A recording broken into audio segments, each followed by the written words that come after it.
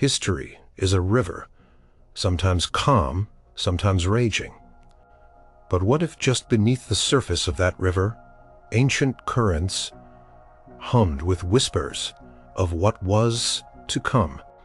What if the mightiest empires, those that spanned continents and centuries, truly received warnings, dark omens, chilling predictions of their own inevitable downfall? The Habsburg Empire was one such colossus, ruling vast swaths of Central Europe for over 600 years. Its emperors commanded army-shaped destinies and guarded treasures beyond measure. Yet even they perhaps could not escape the shadow of prophecy. Did fate truly whisper its dark secrets to those about to fall? Were there signs clear as day, seen by some but dismissed by others, that foretold the end of this magnificent dynasty? Prepare to step back in time to a world of imperial grandeur and whispered fears, where the very stones of ancient palaces seem to hold forgotten warnings. Number 1. The Prophecy of the Three Emperors. Deep within the dusty archives of the Hofburg Palace in Vienna, nestled amongst countless treaties and royal decrees, a curious document was once rumored to exist. It was said to be an ancient scroll penned in archaic German by a reclusive hermit from the Styrian Alps in the late 15th century. This hermit, known only as Brother Thomas, was revered in his small mountain community for his uncanny visions. He often spoke in riddles, but his words many decades later were carefully transcribed by a diligent monastic scribe. The scroll, according to hushed tales among palace historians, contained a chilling prophecy concerning the very lineage of the Habsburgs, particularly focusing on three emperors whose combined fates would seal the destiny of their vast domain. The prophecy spoke not of specific names, but of types of rulers and the events surrounding their reigns. It spoke of the builder of foundations, a ruler who would solidify the empire's power and extend its reach across diverse lands, but whose heirs would face unforeseen challenges. Then came the guardian of tradition, an emperor who would reign for an extraordinary length of time, witnessing profound changes, yet clinging steadfastly to the ways of old. His reign, the prophecy suggested, would be marked by both stability and a growing sense of unrest simmering beneath the surface of his sprawling realm.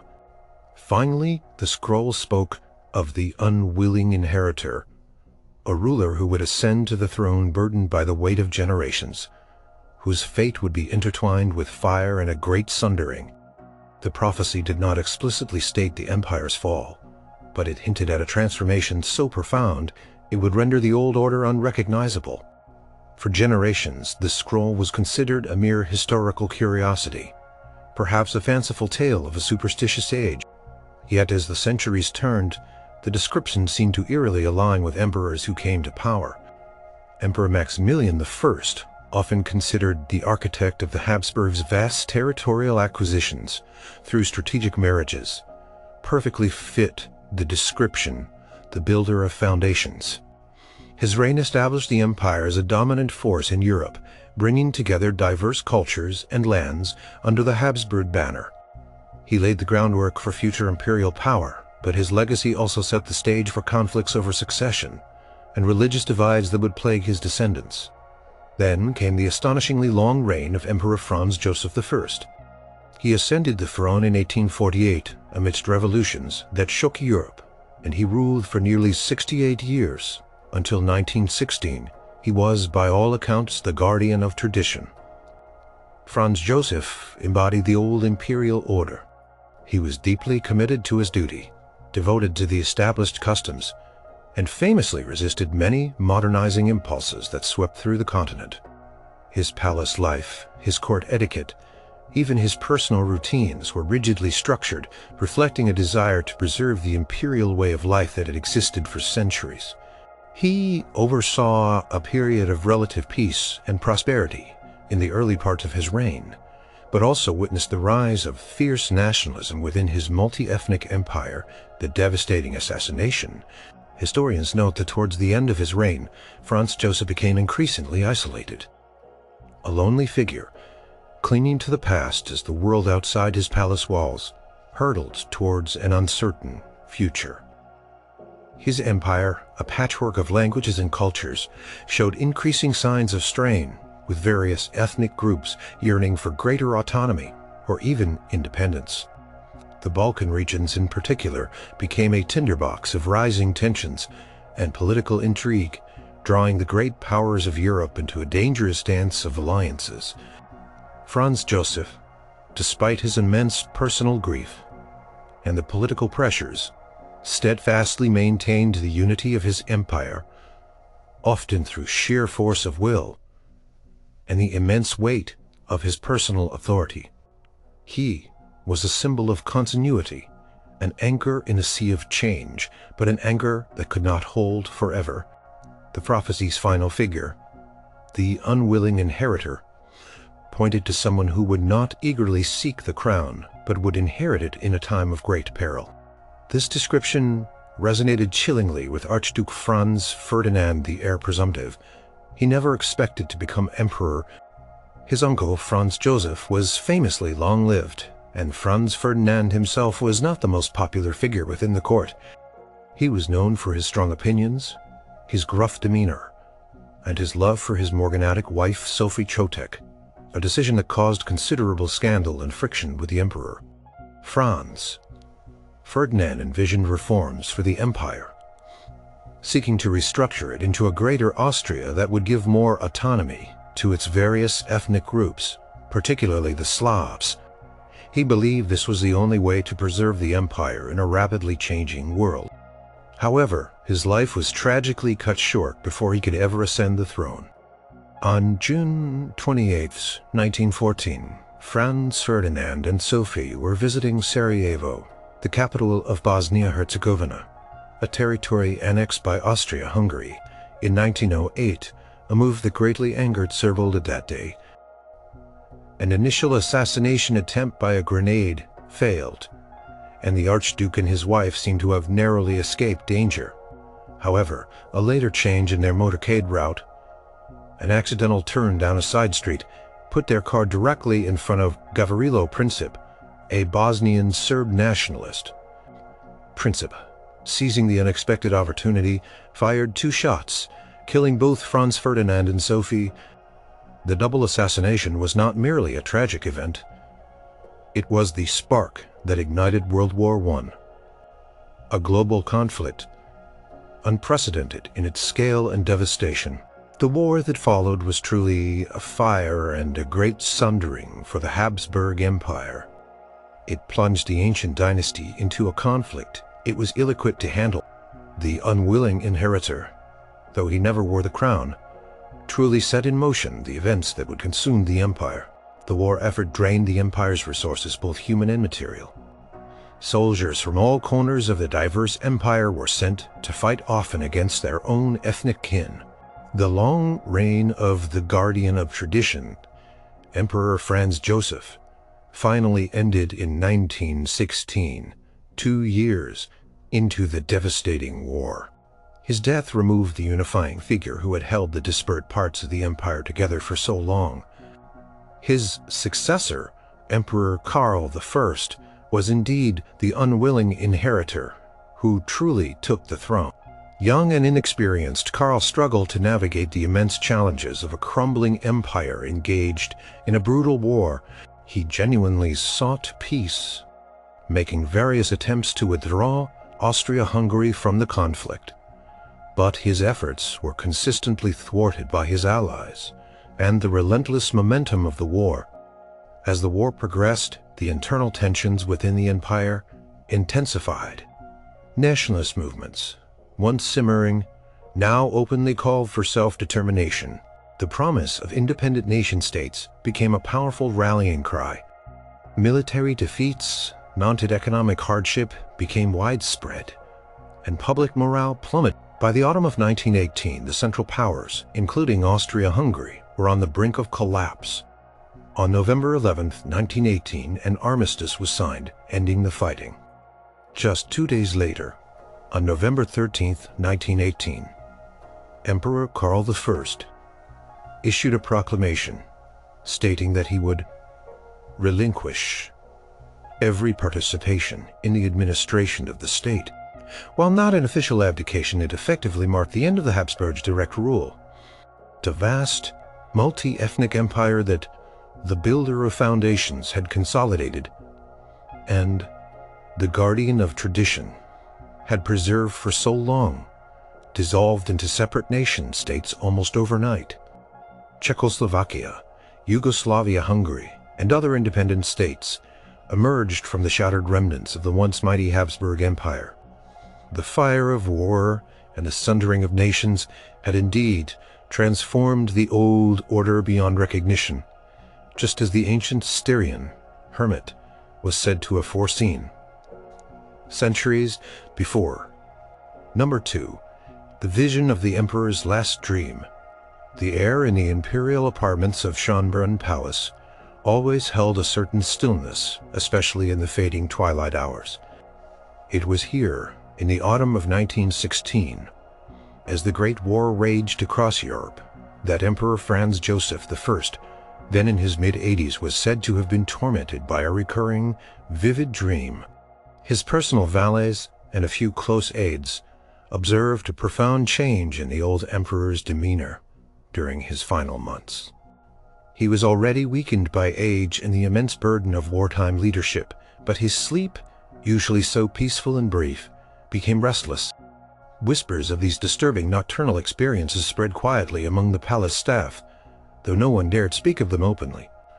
One particular night, closer to his passing, the emperor was said to have awoken in a cold sweat, his face pale, his breath ragged. His attendants found him clutching his chest, muttering incoherent words about crumbling stone and shadows consuming light. While the specifics of this dream were never fully documented in official imperial records, accounts from private letters of court physicians and ladies-in-waiting, later unearthed by historians, hinted at something far more profound than typical nightmares. These accounts suggested that the emperor spoke of seeing the very foundations of his empire dissolving not in a violent explosion, but in a gradual, unsettling decay. The dream, as pieced together from these fragmented historical anecdotes, reportedly showed the Hofburg Palace, the very heart of Habsburg power, slowly turning to dust, stone by stone. Not from external force, but from an internal rot. The grand halls were empty, the gilded ceilings peeling, the imperial standards frayed and colorless. He saw the double-headed eagle, the proud symbol of the empire, losing its feathers one by one, until only a skeletal form remained unable to take flight. Even more chillingly, he reportedly saw the vibrant, diverse peoples of his empire, once seemingly united under his rule, now walking away from each other, their faces turned towards different horizons, speaking languages he could no longer understand, their common bonds completely severed. The most disturbing part, according to these second-hand accounts, was the overwhelming sense of silence and abandonment that permeated the dream. A profound quietness where once there was the bustling noise of a thriving empire. It was a vision of utter desolation, not of war or destruction, but of an empire simply ceasing to be, fading away like a forgotten memory. This terrifying vision, whether truly a dream or a symptom of his failing health, coincided with the deepening despair that gripped Franz Joseph during the latter stages of World War I. His empire, once a beacon in stability, was now buckling under unprecedented strain. The war was draining every resource. Millions of young men, many from the various ethnic groups that formed the empire, were dying on battlefields across Eastern Europe and Italy. Food shortages were becoming severe in the cities, leading to widespread unrest and hardship among the civilian population. The famed multi-ethnic army, once a symbol of imperial unity, was showing signs of internal fracturing, with soldiers from different nationalities, sometimes clashing and desertions becoming more common. Diplomatic efforts to secure a favorable peace were failing. The Austro-Hungarian forces, after initial advances, suffered crushing defeats, particularly against Russia and Italy. Their military reliance on Germany grew heavier with each passing month, further diminishing the empire's autonomy and prestige on the world stage.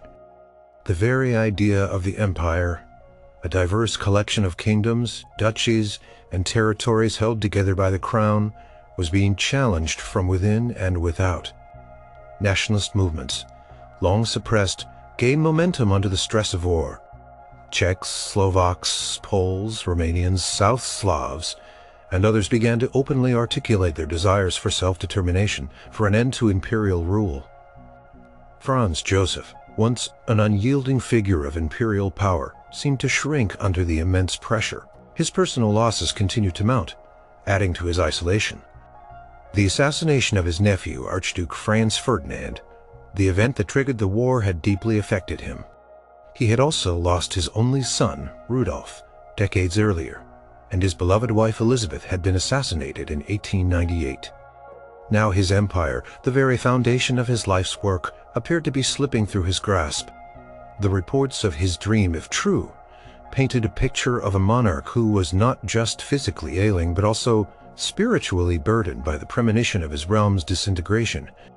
He seemed to sense the ultimate futility of the war and the inevitable demise of the system he had upheld for so long. On November 21, 1916, Emperor Franz Joseph I passed away in his apartments at Schönbrunn Palace. His death, after nearly 7 decades on the throne, marked the symbolic end of an era. He was the last great emperor of the old European order. His funeral was a grand spectacle, a final display of Habsburg pomp and circumstance. But beneath the surface, the empire was already in its death throes. His successor, his grandnephew Karl I, inherited a realm teetering on the brink of collapse. Karl bravely attempted to steer the empire away from total destruction, even pursuing secret peace negotiations. But the forces unleashed by the war and the deep-seated nationalistic aspirations proved too strong. Within 2 years of Franz Joseph's passing, the empire he had seen crumble in his dream became a reality. The silent, empty halls of the Hofburg, the dissolved empire, and the scattered peoples were not a nightmare, but a chilling premonition of what was to come. The grand structure which had been the defining feature of Central Europe for centuries did not explode in a single cataclysm. Instead, it indeed dissolved, its components separating, leaving behind a void where a powerful empire once stood, just as the old emperor's last dream had eerily suggested. Number 3. The Broken Crown Jewel. Among the vast collection of imperial regalia of the Habsburgs, none was more sacred or symbolic than the imperial crown of Austria. Adorned with precious stones, intricate enamels, and symbolic figures, it was the very embodiment of centuries of imperial power and legitimacy. It was not merely an object, it was a living link to Charlemagne, a symbol of divine right and unshakable authority. Stories passed down through generations of court jewelers and palace custodians hinted at a dire prophecy tied to one particular jewel within the crown's intricate design, a large, perfectly cut sapphire, known as the Star of Danubia, embedded prominently near the central arch. Legend claimed that if this specific jewel were ever to crack or be lost, it would signify a profound fracturing within the empire itself, not just a physical break but a spiritual and political one, leading to the irreparable dissolution of its unity. This legend gained chilling resonance in the chaotic days of early 1918. The Great War was in its final brutal phase, and the Austro-Hungarian Empire was teetering. Resources were depleted. Morale was shattered, and the unity of the multi-ethnic state was strained to breaking point. Emperor Karl I, who had ascended the throne in 1916, was desperately trying to find a path to peace and preserve his realm in an effort to rally support and perhaps project an image of enduring strength. A rare public display of some of the imperial regalia, including the imperial crown, was organized in Vienna. It was a risky move, considering the wartime conditions and the growing resentment towards the monarchy. During the delicate process of moving the crown from its secure vault to the display chamber, official reports, later discreetly altered, spoke of a minor jostle or an unforeseen vibration. However, hushed whispers from the palace staff who witnessed the event told a different tale. They claimed that as the crown was being carefully lifted onto its velvet pedestal, a sudden, inexplicable tremor passed through the room, causing the crown to slip momentarily from the grasp of its custodians. It did not fall to the floor, but it reportedly struck the edge of the pedestal with a muffled thud. When examined to the horror of those present, a fine, almost imperceptible crack was discovered running through the heart of the Star of Danubia sapphire. The crack was not significant enough to shatter the stone, but it was there, a visible blemish on what was once deemed flawless. The crack was quickly and discreetly repaired by the imperial jewelers using techniques that disguised the damage, and the incident was hushed up, dismissed as a mere accident by clumsy hands. Yet, for those who knew the old prophecy, the sight of the flawed jewel sent a shiver down their spines. The crack in the jewel hidden from the public eye seemed to mirror the unseen cracks forming within the very structure of the Habsburg Empire. The first half of 1918 saw these cracks widen dramatically. President Woodrow Wilson's 14 points, announced in January 1918, included the principle of self-determination for ethnic groups, a direct challenge to the multinational empires. This declaration gave immense hope and legitimacy to the various national movements within Austria-Hungary. Czechs, Slovaks, South Slavs, Poles and Romanians, who had long chafed under Viennese rule, intensified their demands for independence. Political leaders from these groups, many of whom had been operating in exile or secretly within the empire, openly called for separate nation. States, the empire's military situation continued to deteriorate. The final German offensive on the Western Front failed, signaling the approaching end of the war. On the Italian front, Austro-Hungarian forces faced renewed pressure. Supplies dwindled, and the long years of conflict had exhausted the population. Strikes and protests became common in major cities, fueled by food shortages and war weariness. Soldiers, often from diverse backgrounds, began to desert in large numbers, seeking to return to their homes or join burgeoning national armies. The imperial army, once a formidable force, was disintegrating from within. In October 1918, the unraveling accelerated with breathtaking speed. On October 16th, Emperor Karl I issued a manifesto attempting to transform Austria-Hungary into a federal state, granting greater autonomy to its various nationalities.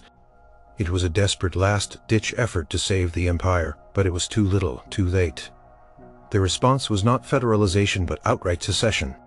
The Czechs, Slovaks, and South Slavs, among others, declared their independence, almost immediately forming their own national councils and provisional governments. The empire's constituent parts began to peel away like segments of an ancient fruit. The Hungarian parliament, fiercely nationalistic, declared its complete independence from Austria, effectively ending the dual monarchy on October 31st, 1918. By early November, what remained of the Habsburg Empire was a ghost of its former self, a collection of disconnected provinces clinging to Vienna. The Star of Danubia, with its hidden fissure, symbolized the profound rupture that had occurred. The empire, once a seemingly unbreakable entity, had shattered into pieces. On November 11th, the armistice ending World War I was signed. 2 days later, Emperor Karl I, facing a completely dissolved state, issued his proclamation, relinquishing his authority. The ancient imperial crown, with its subtly flawed sapphire, remained a silent witness to the end of a 600-year reign. The unity it represented, the strength it embodied, had indeed fractured beyond repair, just as the chilling legend of the broken jewel had foretold, a poignant symbol of an empire that had literally fallen to pieces. Number 4. The Raven of Schönbrunn. For centuries, the vast gardens and grounds of Schönbrunn Palace, the magnificent summer residence of the Habsburg emperors outside Vienna, were home to a remarkable array of wildlife. Among them were families of large, intelligent ravens, whose dark feathers and haunting calls were a familiar, if sometimes unsettling, presence. These birds, often associated with omens and secrets in European folklore, became particularly notable in the spring of 1916. Reports from palace gardeners, stable hands, and even members of the imperial household began to circulate quietly about a specific, unusually large raven. This particular bird, it was said, would often perch on the highest spire of the palace's gloriette, a grand archway overlooking the grounds, and emit a series of mournful, almost human-like cries that were distinct from the usual caws of its kin. More disturbingly, this raven would then fly directly to the window of Emperor Franz Joseph I's private study, where it would perch for long periods, staring into the room with an unnerving stillness. The first few sightings were dismissed as coincidence, but as the spring turned into summer, and then autumn, the raven's routine became eerily consistent. Day after day it would appear, deliver its mournful call from the gloriette, and then settle outside the emperor's window. Superstitious staff members whispered that the raven was an old spirit, a harbinger of death. Specifically, for the ancient monarch who had ruled for so long, they recalled old tales of ravens appearing before the deaths of great kings and queens in ancient lore. The old emperor himself, who was by then frail and increasingly reclusive, was reportedly aware of the raven's presence, though he never openly acknowledged it as an omen. His personal valets, however, noted his increased weariness and a growing sense of melancholy that seemed to deepen with each passing week. This period of the raven's haunting presence coincided precisely with the final agonizing months of Emperor Franz Joseph's reign, and indeed the unraveling of the Austro-Hungarian war effort. By 1916, the Great War was in its third year and the empire was reeling. The previous year had seen the disastrous Gorlice-Tarnow offensive on the Eastern Front, which, while initially successful, led to staggering casualties and a deeper dependence on Germany. On the Italian front, the bloody battles of the Isonzo had begun, resulting in immense losses for the imperial army in brutal mountain warfare. The nation's economy was in tatters. Food shortages were rampant in cities across the empire, leading to widespread hunger and growing resentment among the civilian population. Public morale plummeted as news of crushing defeats and ever-increasing casualty lists filtered back from the front lines. Franz Joseph, though still nominally in charge, was visibly fading. He was a man of immense duty, but the strain of the endless war and the mounting losses had taken their toll. His personal life had always been marked by tragedy, and the war added immeasurable weight to his burdens. He received daily reports of the dire situation at the front, the dwindling reserves of manpower and material, and the growing internal dissent within his multi-ethnic empire. The old emperor, a symbol of continuity and stability for nearly 7 decades, was watching his life's work crumble before his eyes.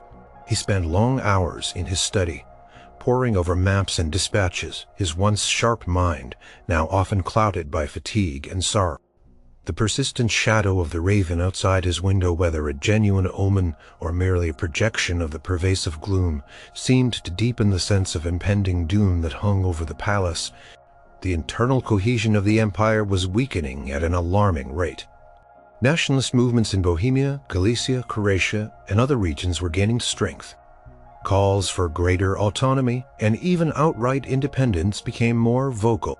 The diverse populations, once held together by loyalty to the crown, now felt the bonds loosening under the immense pressure of war and shared suffering.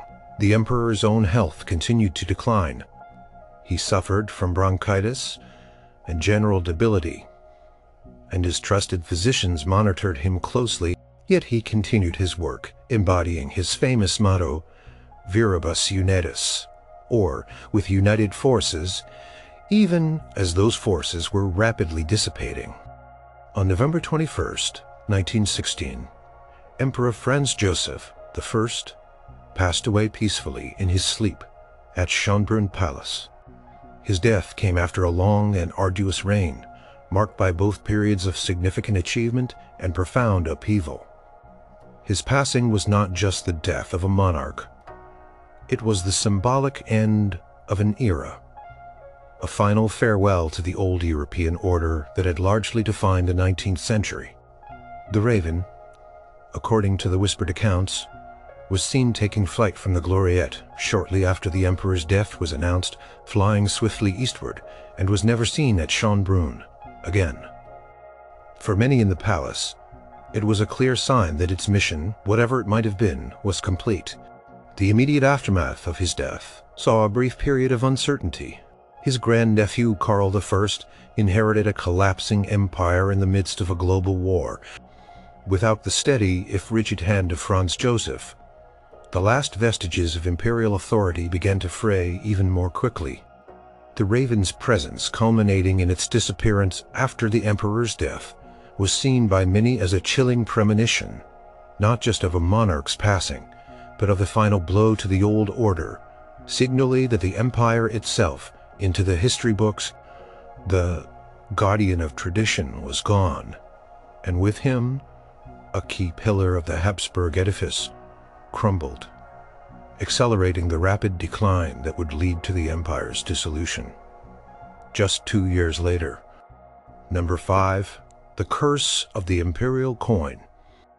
The story of the Lion Thaler is a fascinating, if unsettling, tale whispered through the generations of Viennese coin collectors and curious historians. In the mid-18th century, during the reign of Empress Maria Theresa, a special silver thaler coin was minted to commemorate a minor military victory and, more importantly, to stabilize the empire's currency. This particular thaler depicted a powerful lion, the traditional symbol of courage and strength, trampling a serpent symbolizing the triumph over adversity. What made this coin unique, however, was not just its design, but a peculiar legend that grew around it. An engraver, a reclusive man known for his artistic skill, but also for his odd pronouncements, was said to have imbued the first strike of this coin with a strange curse. He reportedly declared that if the Lion Thaler were ever to be melted down, lost from the imperial treasury, or widely debased in value, the financial foundations of the Habsburg Empire would crumble, leading to Weidpar's very core. For decades, the Lion Thaler was a source of pride, its purity and value carefully maintained. It became a symbol of economic stability during Maria Theresa's long and prosperous reign. However, as the centuries progressed and the empire faced various wars and economic pressures, the value of its currency, like many others in Europe, began to fluctuate. The prophecy of the Lion Thaler faded into obscurity, remembered mostly by antiquarians and a few older members of the aristocracy who still held some of the original coins. The first significant test of this ancient prophecy came during the Napoleonic Wars in the early 19th century. Austria, repeatedly at war with France, faced immense financial strain. To finance the costly wars, the government resorted to printing large quantities of paper money and devaluing its silver coinage. While the original Lion Thaler was not intentionally melted down on a large scale, the general debasement of the currency created massive inflation. The value of the Austrian gulden plummeted, leading to widespread economic hardship, public unrest, and a weakening of the empire's financial strength. This period saw social instability and a significant blow to Austria's standing as a major European power. Though the empire survived, the memory of the economic turmoil lingered, a quiet reminder of the Lion Thaler legend. The true devastating fulfillment of the Lion Thaler prophecy, however, seemed to occur during and after World War I. The conflict began in 1914, and almost immediately, the Austro-Hungarian Empire found itself in an unprecedented financial crisis. The costs of total war were astronomical. The government, already heavily indebted, resorted to desperate measures to fund its massive military expenditures.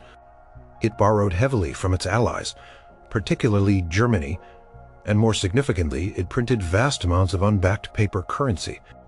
The gold and silver reserves of the empire were quickly depleted, and the currency rapidly lost its value. The Lion Thaler, once a symbol of stability, became a mere historical curiosity as its purchasing power vanished in a tidal wave of inflation. While not literally lost from the imperial treasury, its symbolic value and actual purchasing power were utterly debased, fulfilling the prophetic warning. The economic consequences were catastrophic. Prices for basic necessities soared, often changing multiple times a day. Workers' wages could not keep pace with the rampant price increases, leading to widespread poverty and hunger, particularly in urban areas. Food riots became common, and the black market flourished as people struggled to survive. The financial infrastructure of the empire, once robust, collapsed under the weight of runaway inflation and unsustainable debt. This economic devastation had profound social and political repercussions. The widespread suffering eroded public trust in the government and the monarchy. Citizens, exhausted by war and impoverished by economic chaos, lost faith in the imperial system that could no longer provide for their basic needs. The collapse of the imperial economy directly fueled the rise of nationalist movements. As the central government in Vienna struggled to control the economic freefall, local authorities and nascent national councils began to take matters into their own hands. The economic bonds that had once linked the diverse regions of the empire together were severed by the shared experience of scarcity and inflation. Different ethnic groups began to blame each other or the central government for their suffering, intensifying their desire for self-determination. The ability of Vienna to supply and maintain its vast army was severely hampered by the economic chaos, leading to supply shortages at the front and a decline in military effectiveness. By the autumn of 1918, the empire was not just militarily defeated, it was financially ruined and economically shattered. The currency was practically worthless and the state was bankrupt. The lion thaler, a coin that once promised financial strength, now symbolized the empire's economic ruin. The widespread hunger and economic chaos that had been foreseen by the ancient engraver had indeed come to pass, directly contributing to the disintegration of the Habsburg state. When Emperor Karl I relinquished his authority in November 1918, the empire that dissolved was not just politically fragmented, but also a complete economic wreck.